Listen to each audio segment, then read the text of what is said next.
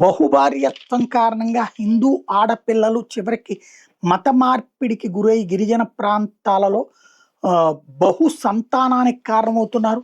అది డెమోగ్రఫికల్ చేంజ్కి కారణమవుతుంది.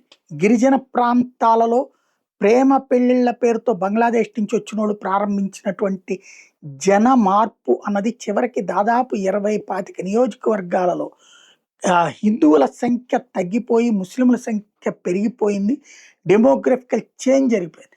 దాన్ని రీషేప్ తీసుకొస్తానన్నటువంటి అస్సాం ముఖ్యమంత్రి హిమంత బిశ్వ మరొకసారి ఎన్నికైన నేపథ్యంలో ఒక చట్టం తీసుకొచ్చారు.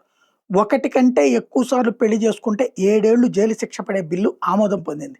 అయితే మళ్ళీ ఇది షరియా చట్ట ప్రకారం మేము నలుగురిని చేసుకోవచ్చు అని వీళ్ళు అంటారు. లేదా విడాకులు తీసుకుని చేసుకుంటామంటే అప్పుడు 7గురిని చేసుకుంటారు, 10 మంది చేసుకుంటారా వాళ్ళ ఇష్టం. దీన్ని మరి పై న్యాయస్థానాలు ఎలా తీర్పులు ఇస్తాయో చూడాలి.